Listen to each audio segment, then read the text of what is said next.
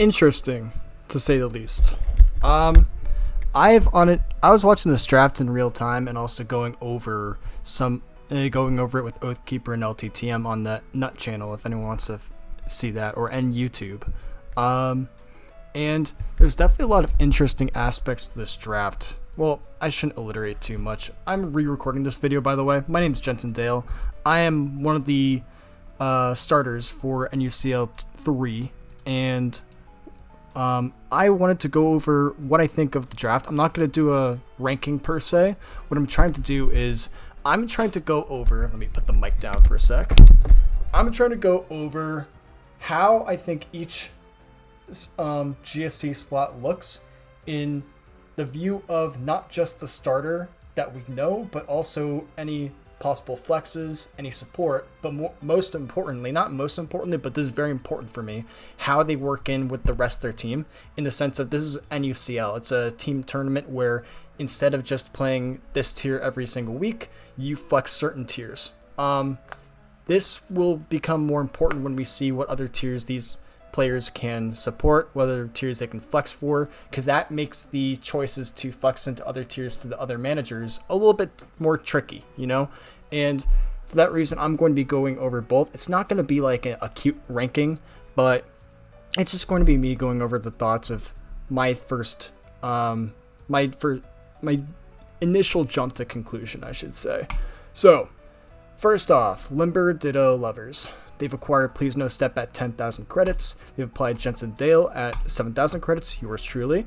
And they've acquired Oathkeeper at 6,500 credits, which Oath and I both thought this was a bit of a steal, to be honest, when we picked him up. So I'm happy to see. We also got Confident Oyster, which is incredible. Like, Slice was definitely cooking something. He was cooking up a storm, all right? But to go over my team, it's been a couple days in the Discord, and I could not be happier. We've also got a welcome guest and Bughouse to bounce ideas off. Bughouse has some experience in GSC and U, as he's played it for Classic. A welcome guest I know has looked into GSC a bit, and I've played some games with them in GSC and U as well.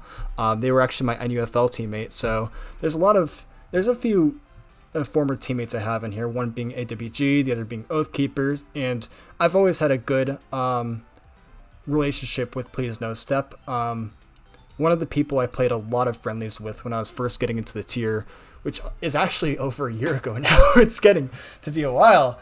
Oh man. But yeah, no, I'm very happy with the team I was drafted onto. I'm very happy with the level of support we have.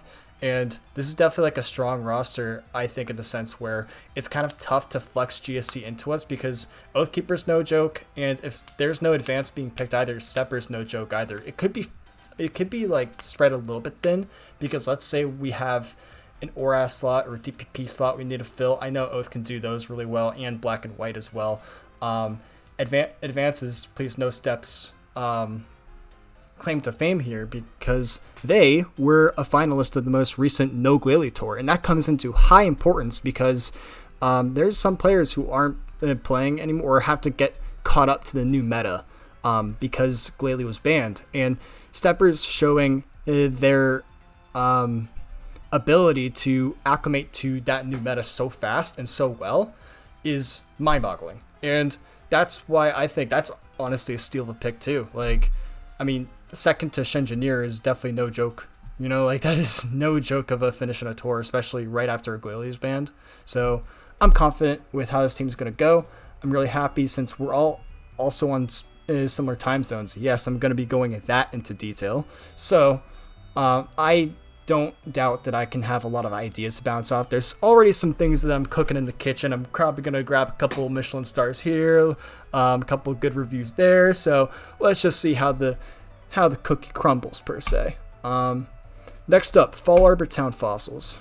So we have Hammer, we have Zapice, we have Be or Something. Now, in the core of just how I think all the drafts worked out, as well as knowing that this is a flex tournament, I think that this is one of the strongest points in this entire tour. Be or Something, of course, not to be remiss, has been the finalist in the GSC New Cup most recently. They posted with NUFL with a 3-2 record in the most recent team tour for GSC NU. They made top 8 in the GSC NU Invitational, or from now on I'm just gonna call it the Jensentational. I don't know why. I just like putting my name on it. And even Hammer was actually placed top 6, beating B or something in the Jensentational. So kudos to them for a very strong finish in what I think is their highlight tour in a debut career. Just because I haven't seen them play much GSC NU beforehand, but I'm very happy invited to this tour.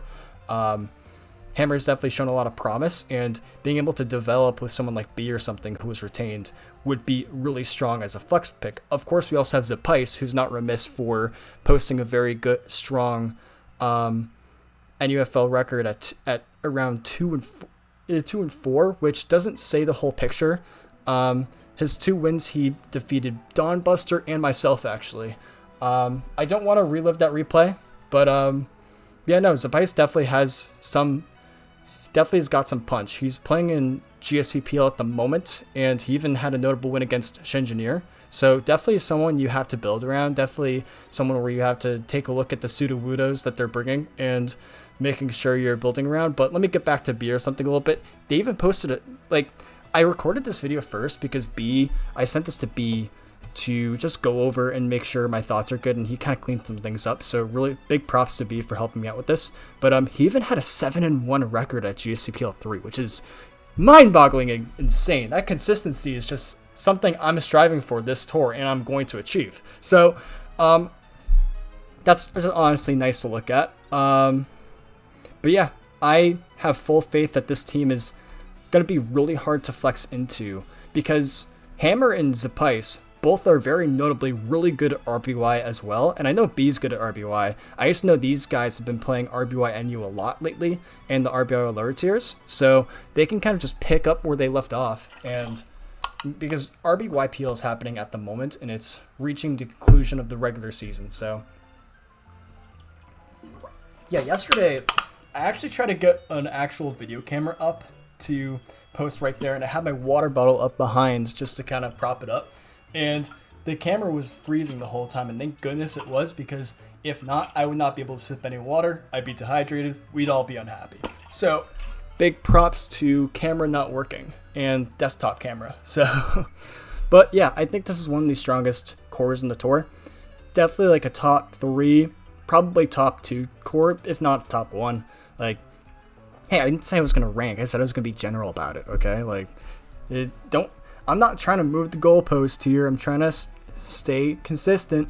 Consistency, just like B or something's GSC3 PL record or GSC PL3. Oh, I'm alliterating now. Moving on. Krusty Krabs. Esterosa and Keshpa 54. Now, I was really excited to talk about this pairing specifically. It doesn't really seem like much. It seems like a starter plus a support, but I think this pairing works extremely well, and even Soup noted it in his commencement thread post. I don't think we noted it for the same reasons though, and I'll go into detail why I think so. Esteros is a very strong player, of course, had a 5-3 record last NUCL, and I was hoping to see them at NUFL, but they were playing for SM NU instead. They were an invitee to the Jensentational. I believe they made top 8 if I'm not mistaken. And Keshpa is a very strong player in his own regard in GSC in general.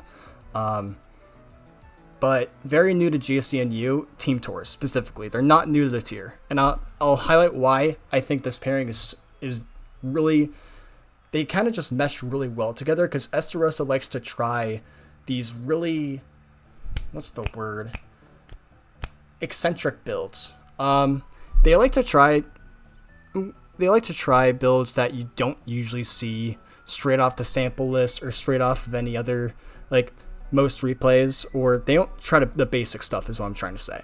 And to do this, you really need to play games and practice a lot in, like, just to test your team out, you know, because you don't want to bring something that you just don't really like, or you find out doesn't work. And one of the best people just to test teams out against who's always looking for games is Keshpa. Like, and not only that, but they're on similar time zones as well, if I'm not mistaken. So these guys can literally just play throughout the week and just test out new stuff. And it's going to be pretty hard for me specifically to just build around. So I think that these two have a lot of conjunction together for that one reason. Maybe I'm not thinking it all through, but it's very, very strong in my opinion for that one reason. Just because testing is so important, and being able to test like that is, especially eccentric builds, as Esteros has posted in the past, that's really just a huge, huge boon just to carry. And even Keo has a good amount of GSC experience as well. He played in NUCL last year too.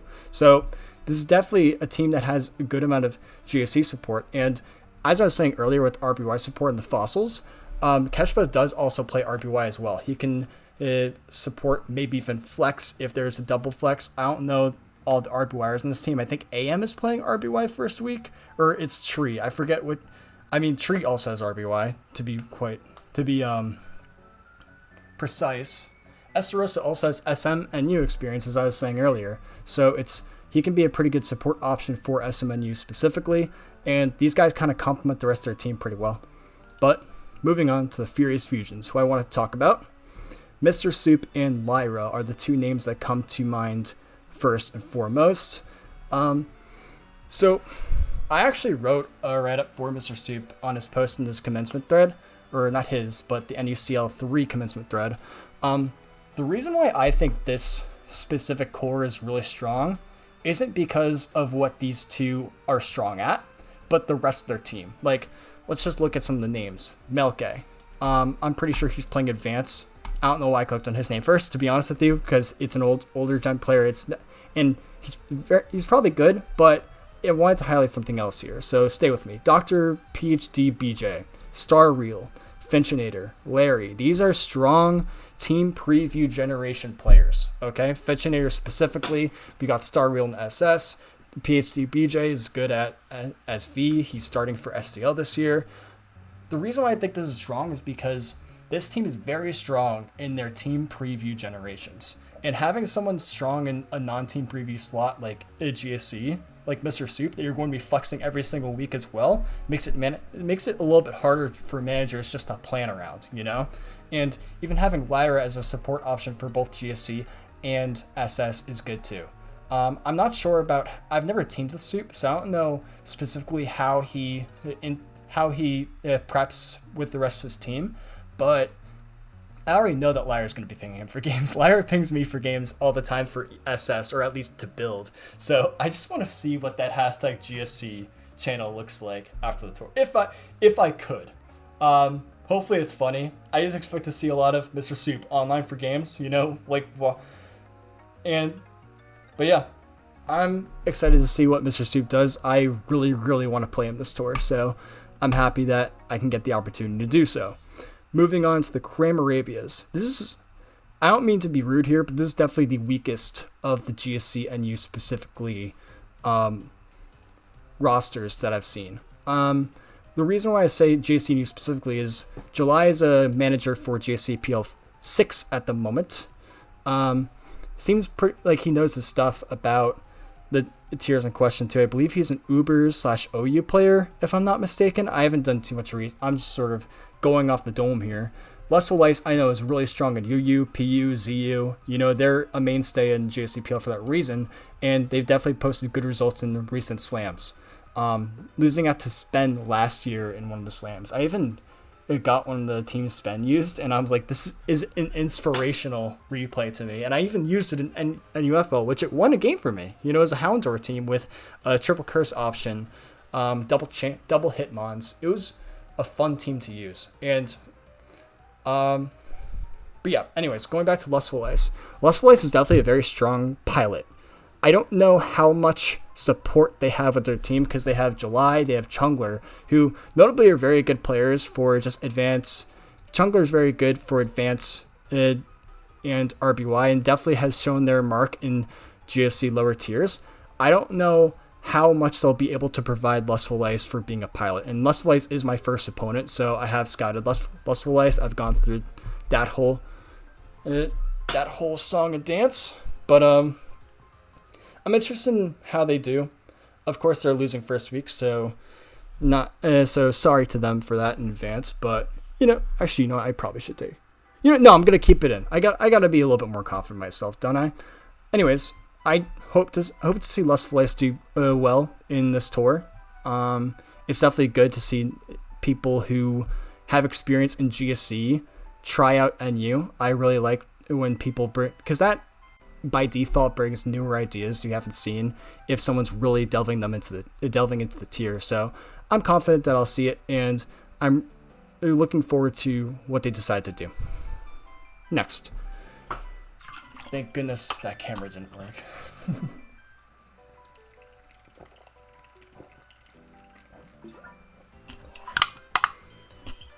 See, that's what I like about Gen 4 music, is if you're playing like a Pokemon game itself, or I mean in the battle, it doesn't have that pop like advanced music does for the battle, but when you're just kind of like rattling off or rambling like this, then it works perfectly in my opinion. It just feels nice to talk to.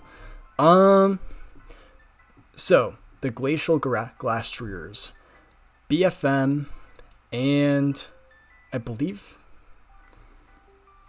are we missing a name here?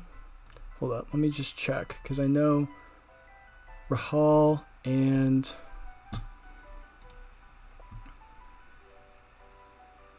I feel like am I missing something here? I missed someone. I definitely missed someone. Jam's also pretty good at GSC, by the way, so they have some experience. I think I forgot to bring up Jam earlier. My bad.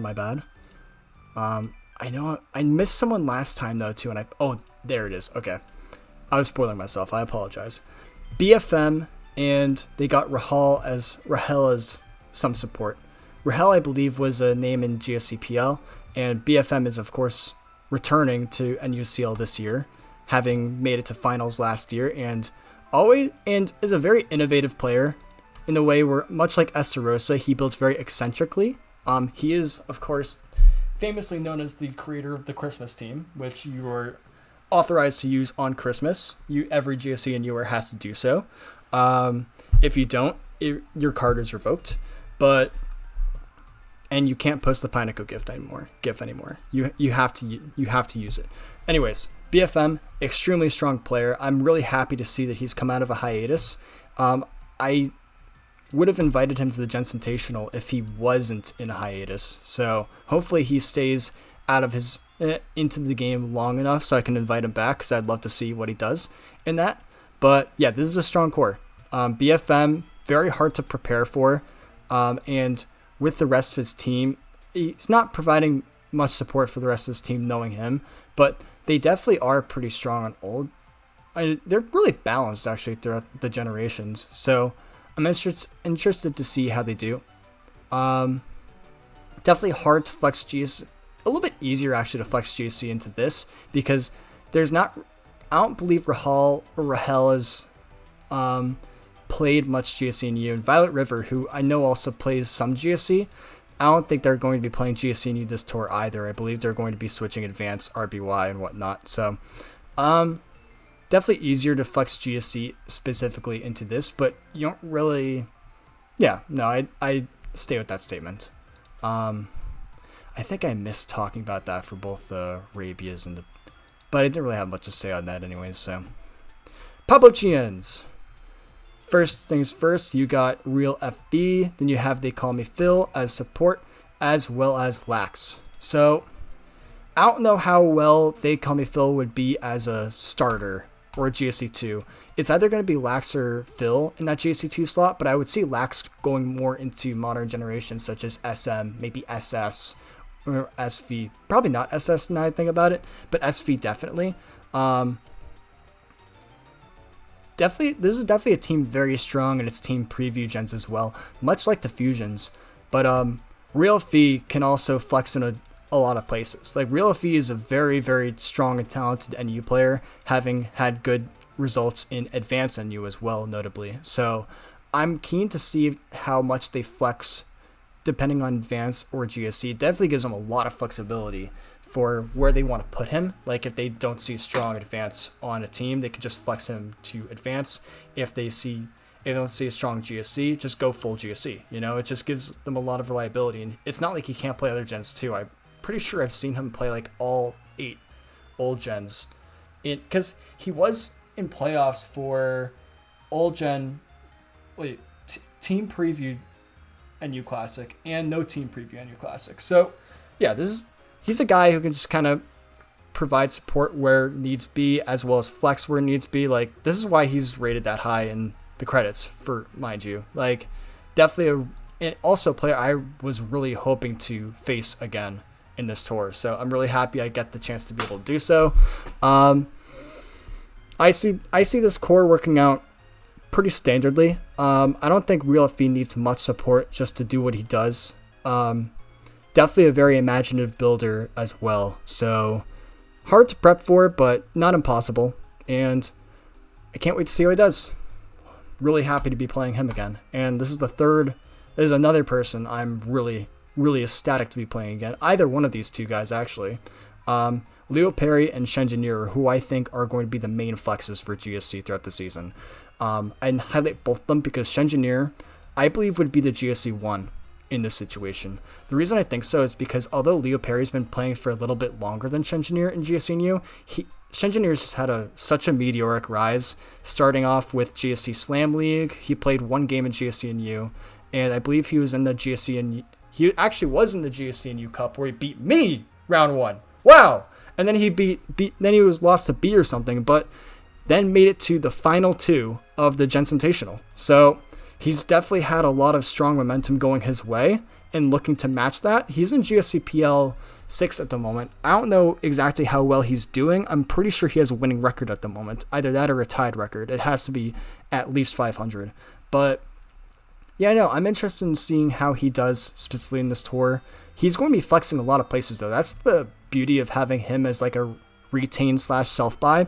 He can be supporting SV, Advance, and GSC all at once. All right, like that is insanely strong, and it makes it hard to flex GSC into, especially him and Leo Perry. Now, I did highlight Shenna's GSC 1. I just want to go over Leo Perry a little bit, just because I think Leo Perry has been GSC 1 in NUCL before. In fact, he replaced me in GSC 1 last year when I had a little bit of stuff happening personally, and also I had a 1 and 2 start, so it was a weak start, to be fair. I can't blame my old managers for putting him in instead of me. He also had a lot of momentum, or they also had a lot of momentum going into the final. So the only issue I have with Leo is I don't think they're bad as a player. I think they're really strong as a player, and I don't think people give them credit for it enough. I think in GSNU at least, I think the one issue I have with Leo Perry is just the build. Sometimes they're doing so much in the sense of what they're building that it doesn't seem like there's a concise or a really concentrated answer to what they're trying to do. And this actually works more at the detriment of Leo than it does to the positive. It almost seems like they bring a lot of ideas to one team and they can't really hone that down. So that's going to be Shenjinir's main goal throughout this tour. And I told this to Shenjinir actually after that I do like his pick. Like, he asked me, how do you feel about Leo Perry? And I'm like, I like it. It's a pretty good pick. So and I'm excited to see what they do. I'm excited to see what they cook up together. You know, they're both very creative builders. I think Shenjinir can also hone in a little bit on what Leo Perry is going to out of bounds for and get some good team ideas through them as well. So yeah, definitely looking forward to this. And PHB as well has been supporting through GSC PL 6. So I wouldn't be surprised if he acted as a good support to both these two, as well as LTTM, who hasn't never done a NU team tour or NU tournament either, but can at least provide something. Like, he can at least play test games, you know? This is a pretty hard team to flex GSC into, unless you have a boatload of GSC support or at least 2 GSC starter worthy players, which there's a few teams who do. Like, if I were the Fusions, I wouldn't flex the GSC into them, but you kind of have to because you have Mr. Soup. I don't know if the real Steel would flex GSC into Mr. Soup, but you know, it's the managers to call it out. Limbo Ditto lovers, like my team, I think it'd be a waste to not flex GSC into this group, just because like we have myself, and then you can either give Oathkeeper or Steppers the option to play GSC, and if not, you can give it to AWG, going to be perfectly fine with that. Like, yeah, like I think it is a good flex into GSC from my perspective. Okay, I could be wrong or I could be right. Who knows? If you have any huge disagreements with what I've said here, please make sure to like, comment, and subscribe. I am out. Thank you.